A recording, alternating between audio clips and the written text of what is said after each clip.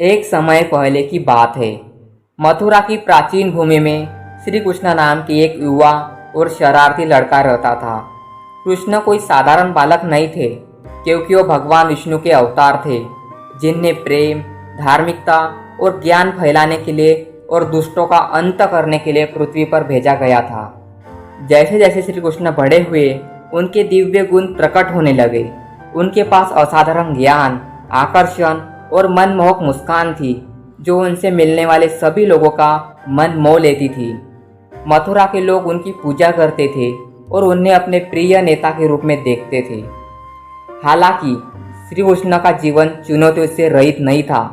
उन्हें कई बाधाओं और परीक्षणों का सामना करना पड़ा, जिन्होंने उनकी लचीलापन और ताकत का परीक्षण किया। सबसे महत्वपूर्ण परीक्षण में से एक अत्याचारी राजा कंस के रूप में आया था, जो कृष्ण का मामा था और उन्हें नुकसान पहुंचाने की कोशिश कर रहा था। कंस भय और ईर्ष्या से प्रेरित था। उसे घमंड था, क्योंकि श्री कृष्ण के जन्म से पहले ही एक भविष्यवाणी हुई थी, जिसमें कहा गया था कि देवकी का 8वां पुत्र कंस का वध करेगा।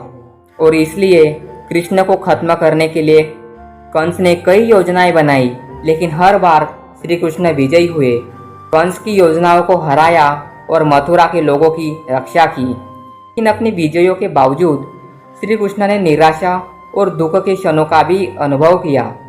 ऐसा ही एक उदाहरण था कुरुक्षेत्र का महान युद्ध, यानी कि महाभारत का युद्ध। श्री कृष्ण ने अपने प्रिय मित्र अर्जुन के सारथिक और सलाहकार के रूप में कार्य किया, जिसने खुद को एक योद्धा के रूप में अपने कर्तव्य और अपने रिश्तेदारों के प्रति प्यार के बीच फंसा हुआ पाया। युद्ध के विनाशकारी परिणामों को देखकर श्री कृष्ण को अपने कंधों पर दुनिया का भार महसूस हुआ। वह जानते थे कि उनको अर्जुन और योद्धाओं को सही मार्ग पर ले जाना है, लेकिन वह ये भी जानते थे कि रक्तपात और हानि अपार्य होगी। उन अंधेरे क्षणों में श्री कृष्ण ने अपने आंतरिक ज्ञान की ओर रुख किया और भगवत गीता की गहन शिक्षा दी, जिससे अर्जुन और उन सभी को ज्ञान हुआ जो उनके शब्दों को पढ़ने के लिए आते थे। श्री कृष्ण का जीवन विजय और कष्टों का चित्रांकन था।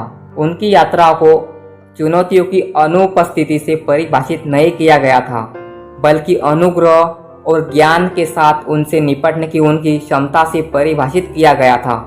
उन्होंने दुनिया को सिखाया कि जीवन में बुरे समय से शर्मिंदा नहीं होना चाहिए, बल्कि विकास और आत्मखोज के अवसर के रूप में स्वीकार करना चाहिए और बुरे समय का डटकर सामना करना चाहिए। श्री कृष्ण की कहानी के माध्यम से हम सीखते हैं कि दिव्य प्राणी भी स्वयं कठिनाइयों का सामना करते हैं, चाहे वो फिर भगवान भी क्यों ना हो। भगवान को भी कठिनाइयों का सामना करना पड़ा था, लेकिन उन कठिनाइयों के प्रति उनकी प्रतिक्रिया ही उनके चरित्र को परिभाषित करती है। श्री कृष्ण की अटूट आस्था, धार्मिकता के प्रति उनकी प्रतिबद्धता और मानवता के प्रति उनकी असीम प्रेम ने उन्हें सबसे अंधेरे समय में मार्गदर्शन किया और अंततः उनकी जीत हुई। इसलिए आइए हम अपने संघर्षों और असफलताओं से निराश न हो। इसके बजाय आइए हम श्री कृष्ण द्वारा स्थापित उदाहरण में सांत्वना पाए, अपने बुरे समय को मूल्यवान सबक के रूप में स्वीकार करें, जो हमें मजबूत और अधिक दयालु व्यक्तियों में आकार देता है। दोस्तों, अगर आपको ये कहानी पसंद आई हो और इससे आपको कोई सीख मिली हो, तो इस वीडियो को लाइक करें, शेयर करें और ऐसे ही वीडियो के लिए हमारे चैनल को सब्सक्राइब करना ना भूलें। धन्यवाद।